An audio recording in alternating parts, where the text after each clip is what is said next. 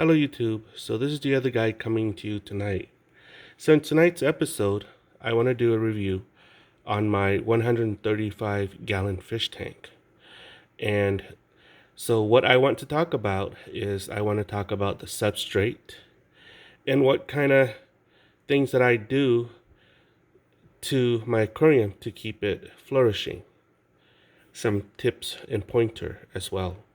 Now you may not agree with me in some of the tips that I give, but that's your choice. This is just my experience, and that's what I'm going to be talking about tonight. So, if you've been following me, about 3 years ago, I started this fish tank, and I planted it, and I used Special Kitty litter as my substrate here. And this type of substrate is just plain kitty litter, okay? And the brand name is called Special Kitty, sold at Walmart. It is a non-scent, hard clay, non-clumping kitty litter. So if you want to do something like this, it has to be a non-scented, non-clumping kitty litter. In other words, it has to be hard clay. And that's what I use. The bottom here was just Special Kitty litter. So I planted the plants here. These are just Anubias plants. And it's been growing nicely. I haven't used any type of fertilizers. I rely on fish poop and fish pee, ammonia, phosphorus that comes naturally from the fish.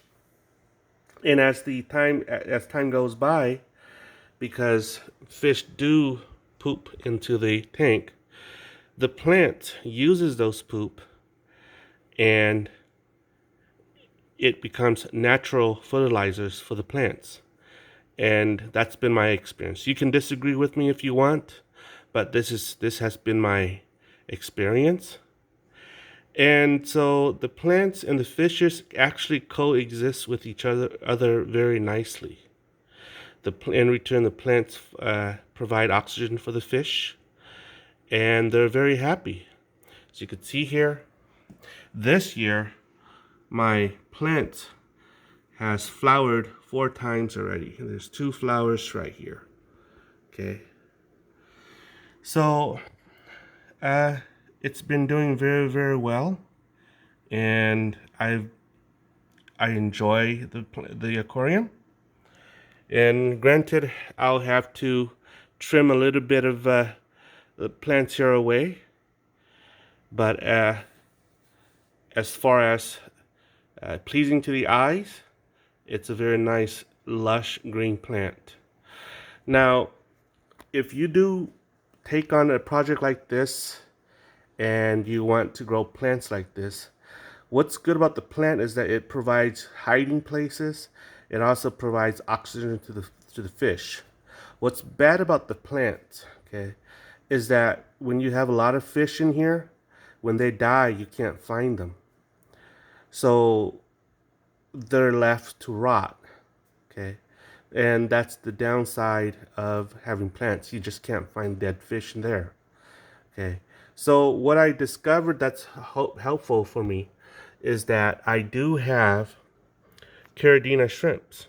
If you've been following me, I do have them, and I do make videos about my little Caridina shrimps. And let's see if I could find them.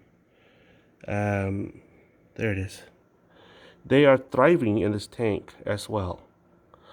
So if you do have a tank like this, and you want to go with plants, you want to get some sort of a foraging species, like a shrimp.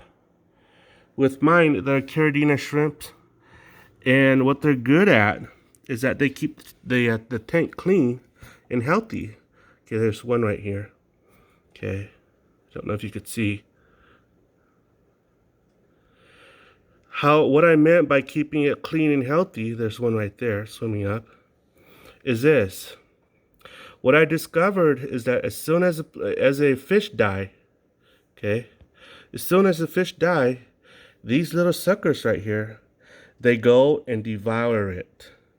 So if a fish die of natural cause, let's say, they got ill and they died, rather than rotting away and spreading the disease, the shrimp eats them up, and it prevents the spreading of disease. That's what I discovered about these little shrimp. They're so beneficial to this ecology inside the tank here, and they prevent the spread of diseases. So that's what I discovered, and that's what I like about these little Caridina shrimps. They're so useful to the tank here. Like I said, as soon as a fish die, what they'll do is they will attack it and they will eat it up, and they will prevent the spreading of any type of disease to other fish, because you don't want diseases to spread. You don't, you want them to get rid of. That's what I meant trying to say. So if you do have a tank like this, it's nice to have some shrimp in the tank so that they can clean the tank. They are the janitors of fish tank, no doubt. Aside from that, I do have a 100-gallon canister filter underneath my fish tank here. And I do have that power head where it filters. Inside of it is a whatchamacallit, a sterilizer, UV sterilizer in there as well. So it keeps the tank clean for a long time. So those are white cloud right there. White clouds. There's zebras right there. I have neons. As you could see earlier, they were flying around. So I have top swimmers, middle of the, how do you say, 3 levels of fish actually. There's a top feeder, mid-level fish, and algae eaters that are always on the bottom. And I have shrimp that's on the bottom foraging. So that's how I keep my fish tank clean. Now that flower has just bloomed, and the other flower over there had just bloomed. And my fishes are very, very happy actually.